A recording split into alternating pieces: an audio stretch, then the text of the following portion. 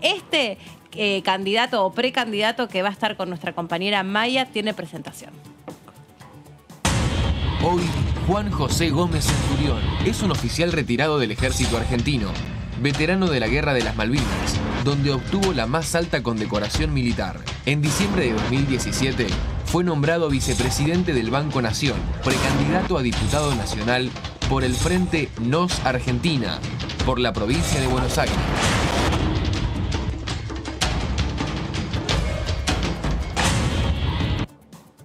Hola Maya, ¿cómo va? Contanos vos.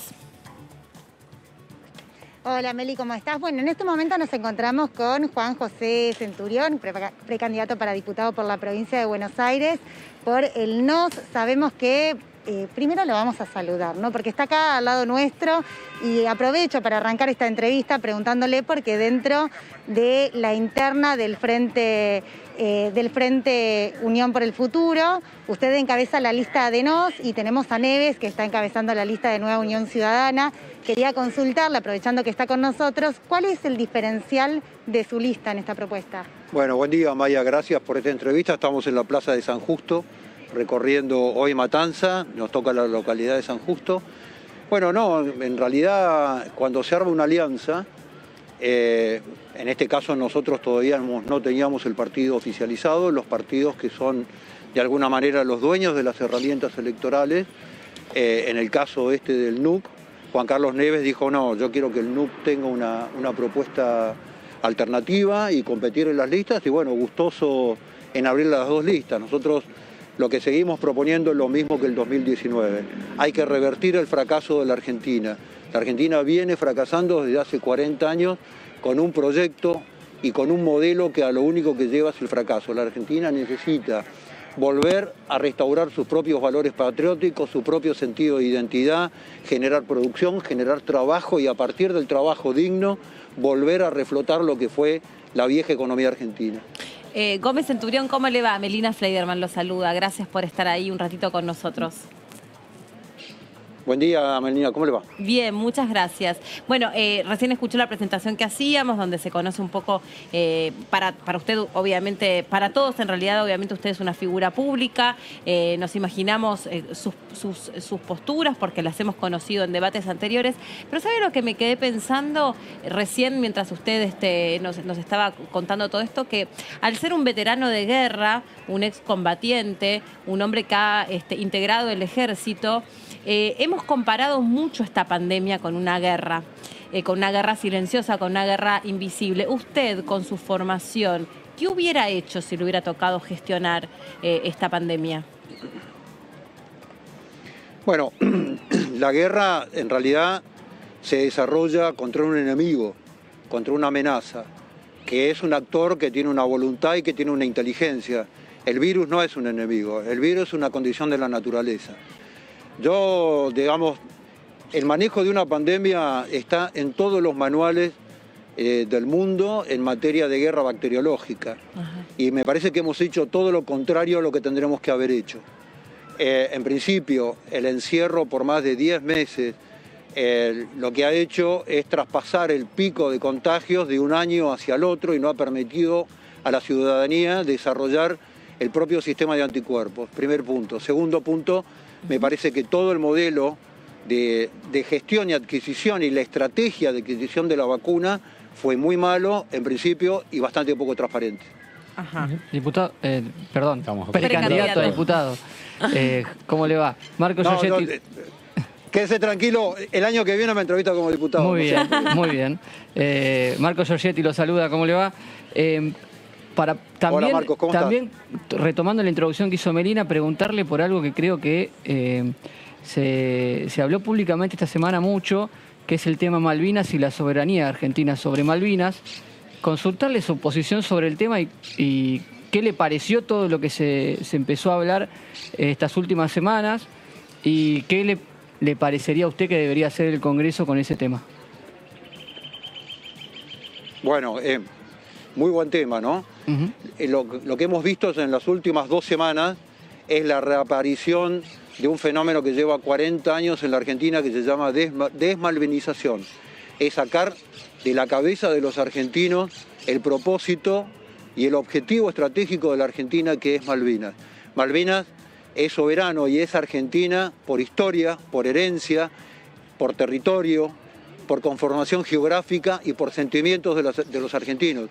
Los argentinos tenemos 649 héroes muertos peleando por la soberanía de ese territorio. Es una barbaridad que fundamentalmente una persona, y hablo en el caso de la candidata a diputada, que va a jurar por la Constitución, en cuya Constitución, en la cláusula transitoria del año 94, está Malvinas como causa nacional, tenga la postura que tiene y que sea sostenido por el partido político que la ha propuesto, es una barbaridad. Y tiene que ver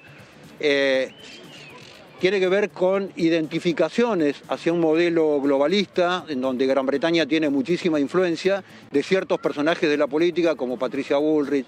En el caso de Sarlo, que es una intelectual, tiene todo el derecho a decirlo porque es ciudadana, pero también forma parte de ese modelo de la izquierda champán que durante años, primero, en la década del 70 y del 80, atacaron la sociedad argentina con organizaciones terroristas y después se disfrazaron de izquierda champán, de izquierda suave, de izquierda light, y lo que hacen es trabajar para los intereses británicos en la Argentina. Gómez Centurión, ¿cómo le va? Leonardo Fredes lo saluda. Le pregunto, usted fue Hola, parte, Leonardo. ¿cómo le va? Usted fue parte de Cambiemos en su momento y hay varios precandidatos también por la provincia de Buenos Aires que están más lejos del kirchnerismo que por ahí de Juntos por el Cambio. ¿No le parece que esta dispersión favorece un poco al kirchnerismo en lo que tiene que ver con lo electoral? Y le pregunto, ¿usted no tiene ninguna chance de volver el día de mañana a Juntos por el Cambio o alguna fuerza similar? Bueno, en principio yo nunca hice política con Cambiemos. Si usted se fija en mi registro, nunca fui candidato a nada con Cambiemos. Yo con Cambiemos fui funcionario público. Yo servía al gobierno de la Ciudad de Buenos Aires y servía al Estado Nacional. Primera diferencia, ¿no? Y después yo me fui del gobierno porque me di cuenta que el gobierno tenía la misma agenda que venía recibiendo del gobierno kirchnerista, digamos. Y no había ninguna intención, ninguna voluntad, ni ningún conocimiento para efectuar la transformación de la Argentina que había propuesto Cambiemos, con los cuales, si usted escucha mi discurso hoy, yo hoy soy opositor a las dos grandes maquinarias electorales que tiene el sistema, al Frente de Todos y a Juntos o Cambiemos, como se llame ahora, porque son dos caras de la misma moneda, una de socialismo duro y otra de socialismo blando, que mantienen la misma agenda del fracaso de Argentina. Gómez Centurión, ¿qué proyectos tiene usted intención de promover adentro del Congreso, si tiene esa posibilidad? Y preguntarle en este sentido, ¿a qué tipo de elector representa usted? Yo presento al elector que vuelve a entender que si la Argentina no se fundamenta en un concepto de patria, es imposible su desarrollo. En este modelo fragmentario de la sociedad que nos ha propuesto la política, porque es el modelo que le sirve a la casta política, Argentina no tiene futuro.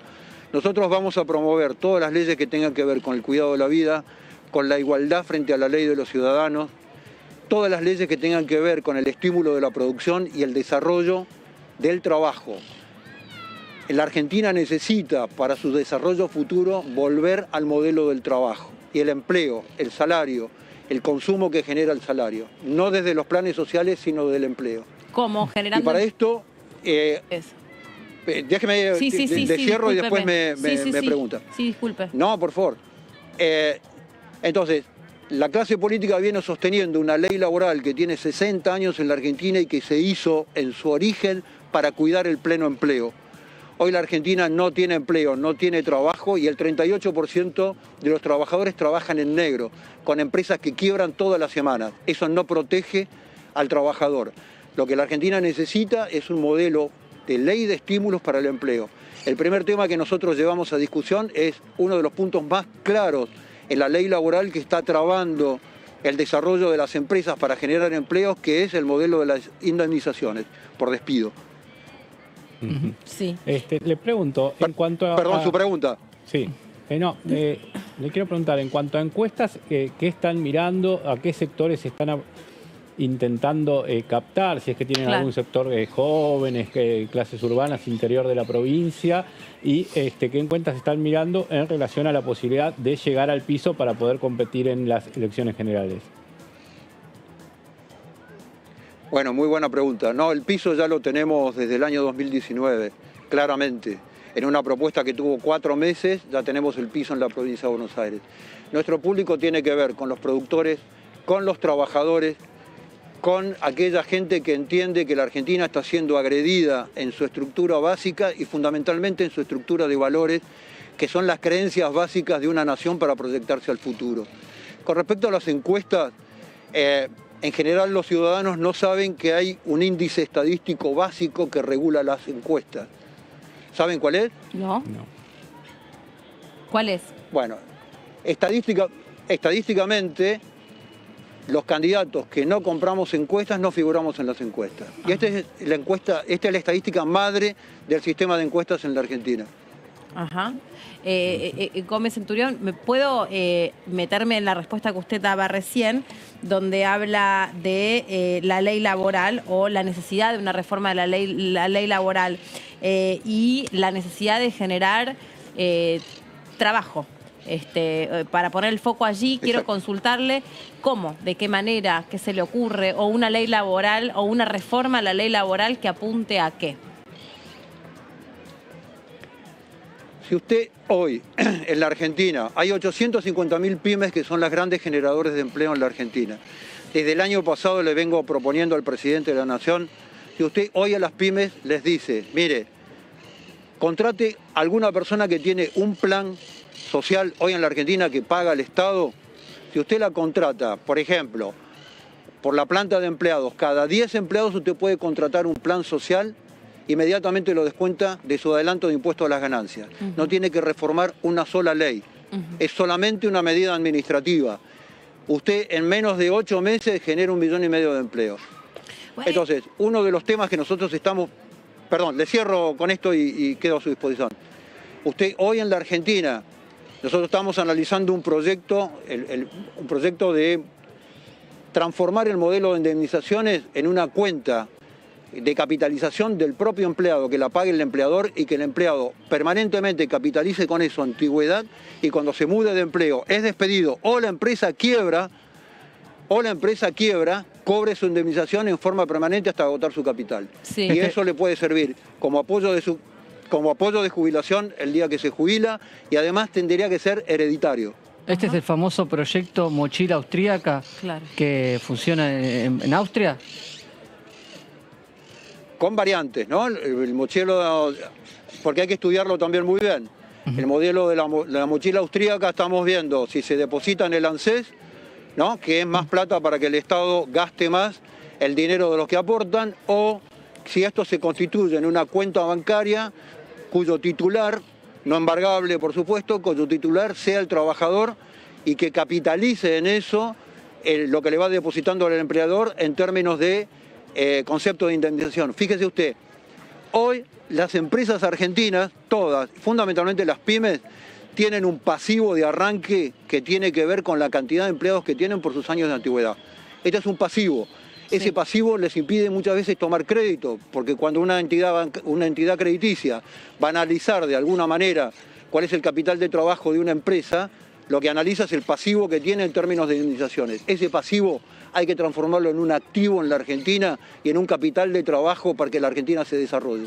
Yo me quedé pensando en lo que usted dijo sobre el tema de cómo integrar los planes y cómo, facilitar beneficios a las pymes que incluyan a personas que hoy por hoy están gozando de algún tipo de plan del Estado. Por ejemplo, ahora lanzaron el plan, creo que se llama Te Sumo, a donde las pequeñas y medianas empresas pueden emplear a jóvenes, principalmente mujeres o personas no binarias, de 18 años creo que a 25 y van a tener beneficios concretos. Una medida de esta, por ejemplo, ¿usted estaría de acuerdo? Sí, fíjese cuáles son los beneficios, ¿no?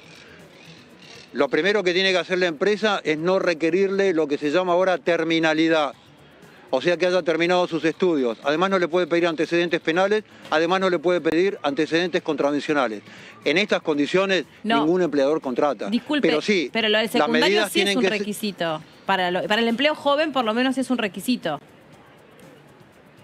Yo lo que he leído es que no exigen terminalidad. No, lo mismo que la ley de cupo trans. Eso, por la diferencia... Entonces, lo que digo es... Sí, disculpe, que no es que le quiera hacer una corrección, dale. pero esto justo nosotros lo trabajamos. No, para las personas, tal cual lo que usted dice, para las personas travestis, trans, no binarias, sí, efectivamente, no es un requerimiento en la terminalidad del secundario, porque se entiende que justamente su situación social es distinta. Ahora, para el plan Te Sumo, creo que se llama, la verdad es que sí, no quiero ser imprecisa, pero me parece que se llama Te Sumo, que es solamente para emplear jóvenes, sí se les pide el secundario completo.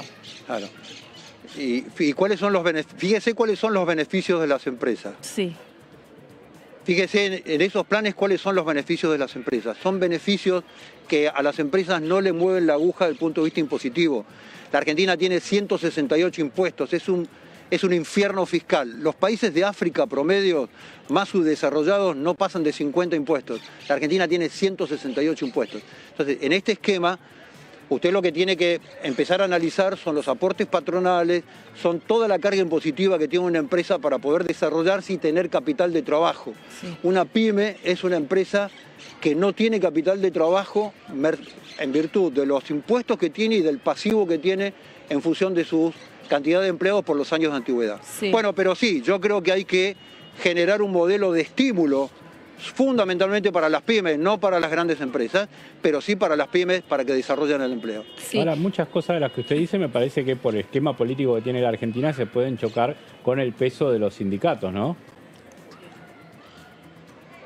No, mire, bueno, sí, respeto su pregunta, pero hoy cuando usted habla con las segundas y terceras líneas de los sindicatos, los sindicalistas claramente se dan cuenta que en este modelo de aniquilamiento del trabajo, lo que se muere es la representación sindical.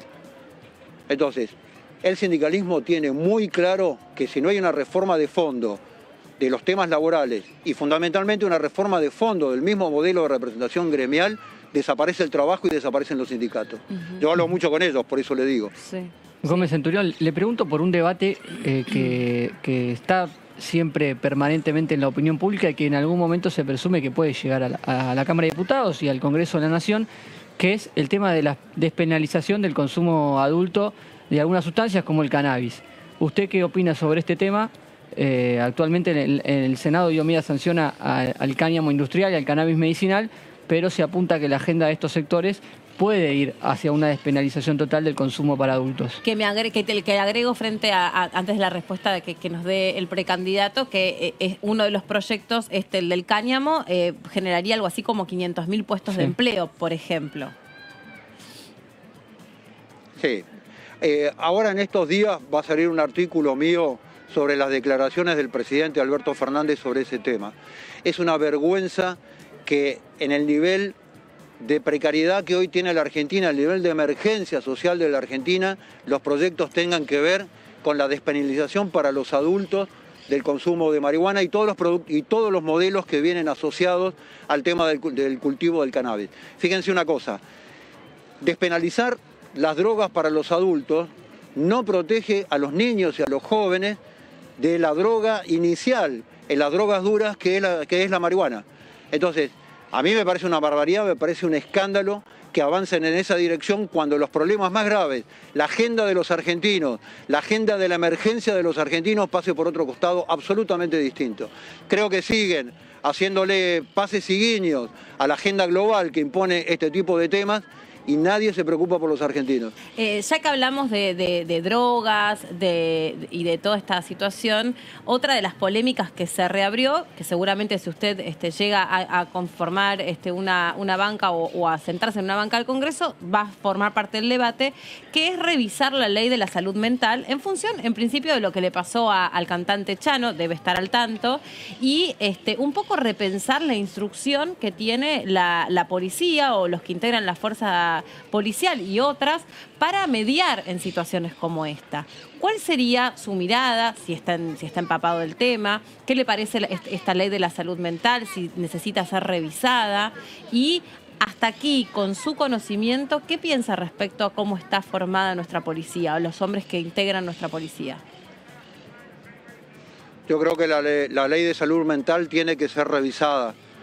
El tema de la prohibición de la internación de determinados casos es un caso que está llevando a un proceso de mediación sistémico de personas que tienen una patología que realmente no la pueden manejar y que inhibe determinados modelos de su conducta o condiciona determinados modelos de su conducta y tiene que terminar siendo la policía con escasos medios, escasos recursos, abandonada por la política, sin el equipamiento adecuado.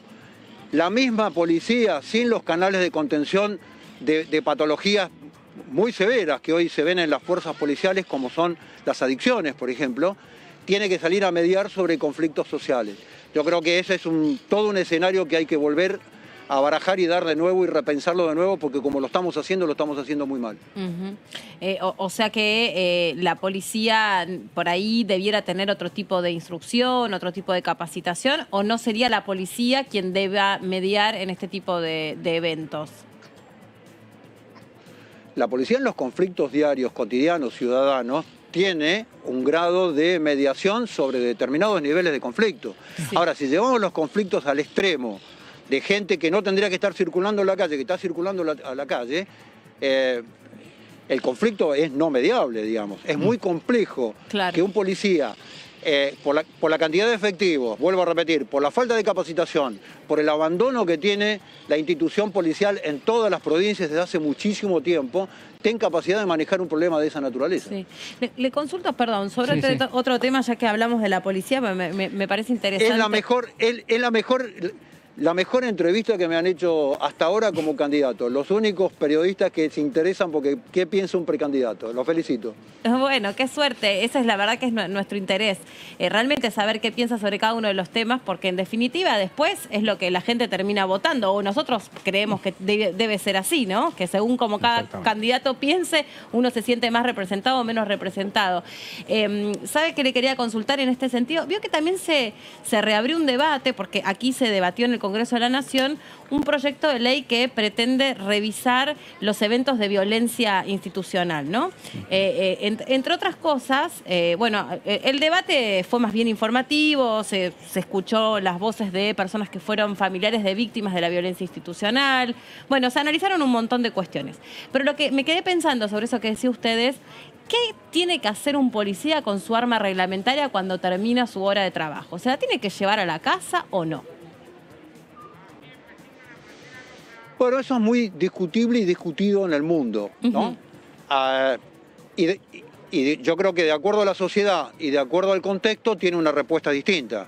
No hay un patrón universal. Ahora, analicemos.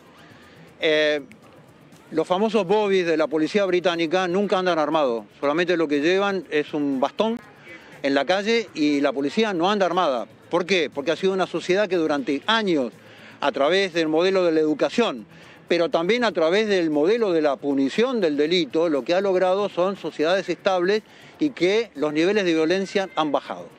Entonces, tienen una respuesta.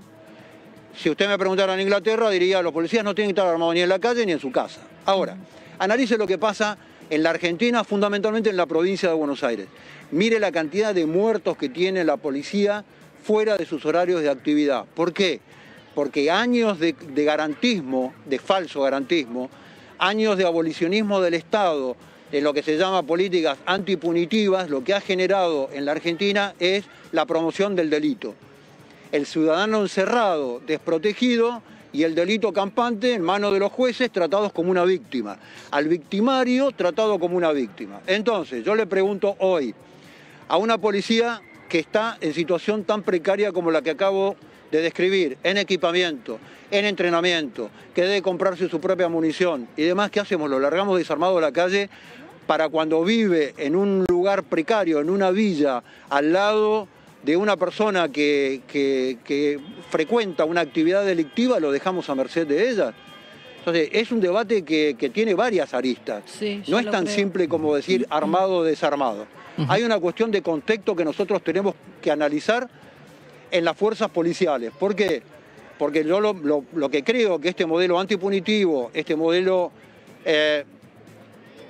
llamado de alguna manera garantista, que es abolicionista de la función del Estado, lo que ha generado es un modelo de sociedad violenta. Ha desarmado al ciudadano y ha armado el delito.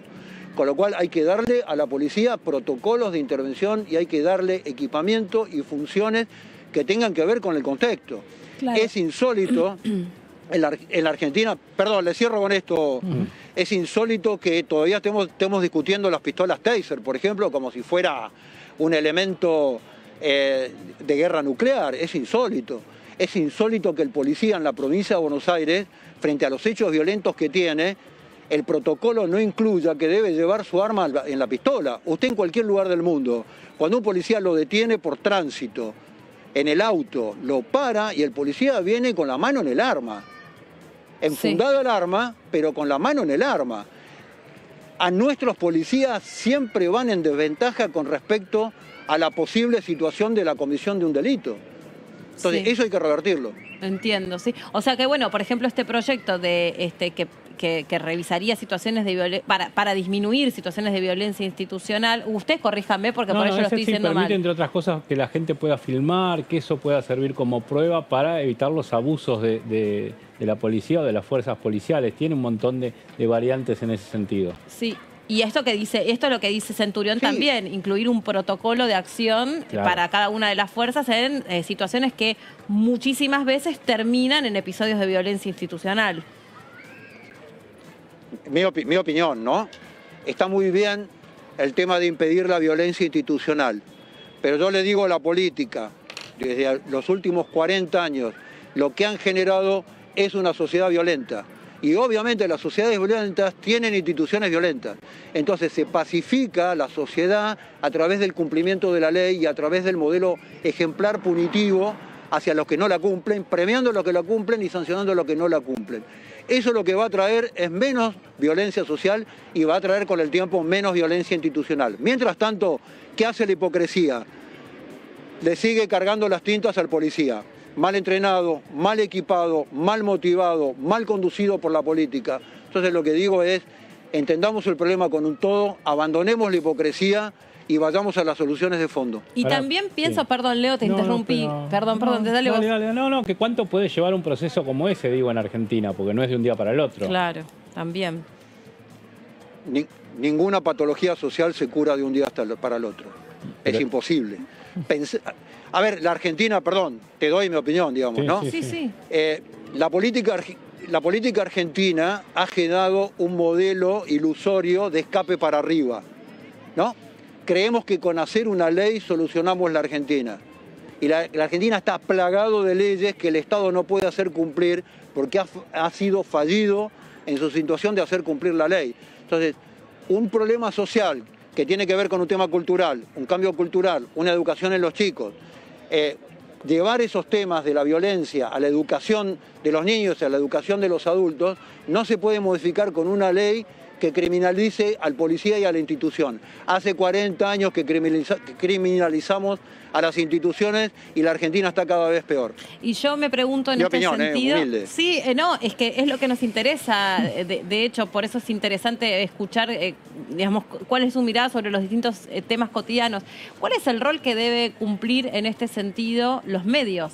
¿No? Pues estamos hablando de generaciones, según sus palabras, de sociedades violentas. Allí me imagino que debe tener una mirada específica sobre el trabajo de los medios de comunicación y cómo, no sé, de pronto a fuerza de repetición o de insistencia sobre algunos episodios, tal vez, no sé cuál es su mirada, se pueden reproducir, ¿no? Estos sistemas de pensamiento de amplificar la violencia al reproducirla. Mire, mi visión sobre los medios de comunicación en la Argentina es que han sido, en lugar de ser elementos críticos, de ser el quinto poder, que es un poder de control sobre la situación de la política, sobre las instituciones políticas, han sido voceros de la política a través de la pauta en los últimos 30 años. Hoy los medios de comunicación son voceros de la política. Mire cualquier noticiero de la tarde y lo que va a reproducir un noticiero de la tarde es la escena más violenta, la escena más sádica, la escena más cruel de lo que haya podido pasar durante el día y amplificar en términos violentos cualquier suceso que ocurra en la calle. Entonces, esta sociedad violenta también tiene un relato en la formación de la opinión de los ciudadanos que tiene que ver con los medios de comunicación que son, vuelvo a repetir, las líneas editoriales no tienen líneas editoriales propias, sino que son voceros de la política. Analicen la Argentina los 8 o 9 canales que tiene la Argentina de noticias las 24 horas. Más de la mitad de esos canales tienen orígenes en sus compras en dineros que vienen del sistema político. Con lo cual, digo, me parece que en Argentina tenemos que dar de nuevo y revisar muchísimas cosas.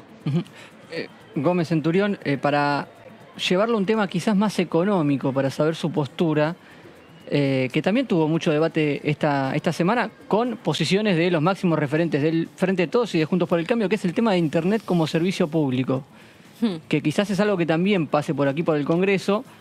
Ya hay algunos legisladores del oficialismo que han anticipado que van a presentar proyectos. ¿Qué piensa usted sobre declarar como servicio público a Internet? Claro, eso, el modelo de los funcionarios y el modelo de gestión política que hoy vemos desarrollarse en el gobierno y en la oposición, el norte de ese modelo es China. Adorarían que la Argentina empiece a implementar un sistema como un sistema chino, donde el WhatsApp es una empresa estatal y es del Estado y es controlable, y el Internet sea un servicio público, estatal, controlable. Ese es el modelo que tienen los políticos en la cabeza, porque tienen como vista el modelo chino como un modelo exitoso, y de a poco nos van a ir llegando. Yo me voy a oponer absolutamente a todo ese tipo de iniciativas. Me parece que hay que desarrollar el estímulo en la sociedad para que cada vez haya mayor diversidad e inversión en materia de comunicaciones, protegiendo la libertad de las personas, protegiendo a los individuos de la intromisión del Estado en su vida cotidiana. Y sobre eso que dice mi compañero, amplío la pregunta consultándole sobre el costo que hoy por hoy tienen los servicios públicos. Esto también es algo que se ha debatido aquí en el Congreso, pero que de pronto ha quedado muy expuesto cuando las zonas más frías de nuestro país han requerido una ley específica que les permita descuentos que van hasta el 50% en las tarifas, en las boletas. Algunos nos han mostrado a nosotros frente a cámara facturas siderales. Hoy por hoy una familia de clase media, usted lo debe saber, porque aparte recorre el conurbano bonaerense, tiene que elegir entre pagar los servicios públicos, tener un par de alimentos en la heladera, pagar el alquiler. O sea, son servicios públicos, pero se han convertido en servicios impagables para muchos. Sí. Y además, la mitad del costo son impuestos. Esto es lo que no te dicen. Cuando vos analizás la boleta de luz, la boleta de gas, la boleta de cualquier servicio público, la mitad de ese costo son impuestos. Impuestos, por ejemplo, un proporcional de impuestos para promoción de la provincia de Santa Cruz. Mirá la factura, el 50% son impuestos. Entonces, el Estado por un lado te mete el tarifazo y por otro lado te mete el impuestazo. Entonces me parece que es de un nivel de hipocresía fenomenal. Bien. Le agradecemos mucho su tiempo, que se haya hecho una pausa para hablar con la pantalla de TV. Obviamente está invitado todas las veces que quiera, porque es un placer poder charlar con todos. Nosotros hemos hablado con todos y es nuestra intención esto, que ustedes puedan contar sus propuestas a través de una pantalla que llega a todos los argentinos. No, yo les agradezco porque realmente ustedes hacen un muy buen trabajo. Creo que la política se debe hacer con candidatos o precandidatos que se paren en un lugar específico y le digan a la población exactamente qué piensan sobre determinados temas y no sigan una corriente de lo políticamente correcto, mientan y después hagan otra cosa. Así que yo les agradezco muchísimo. Maya. Bueno, Meli, no hay por qué. Quiero agradecerle también a Gómez Centurión por haber estado hoy con nosotros. A mí me quedó, solo si me permitís, una duda en cuestión para poder preguntarle al precandidato, que es la siguiente. Recién en la entrevista hablaban de su diferencial con Juntos por el Cambio, donde usted fue solamente un funcionario, no un candidato de este partido. Quería preguntarle entonces, ¿cuál es el diferencial que propone con el Frente No respecto a Juntos por el Cambio? Para nosotros, el Frente de Todos y Juntos por el Cambio son dos caras de la misma moneda. Una cara dura, una cara blanda, un socialismo duro, un socialismo blando, pero que tienen la misma agenda. ¿Cuál es esa agenda? Que la Argentina debe vivir con la renta de la soja. El Estado debe capturar la renta de la soja y distribuirla a través de planes. Nosotros lo que decimos que en esa agenda, que es una agenda que está alineada además con la Agenda 2030, en esa agenda es la agenda del fracaso de la Argentina. Hoy el mundo le propone a Argentina un sinnúmero de países donde se puede desarrollar una relación bilateral en términos de intercambio que le permitirían a la Argentina exportar 3 veces más que lo que exporta y con ese excedente generar un modelo de producción y de trabajo. Este es nuestro planteo. Gracias, May. Muchas gracias. Gracias, Maya. Gracias también a Gómez No hay por qué, Centurión. Meli, seguimos recorriendo. Dale, gracias a Sergio también, el camarógrafo, por permitirnos hablar con ustedes.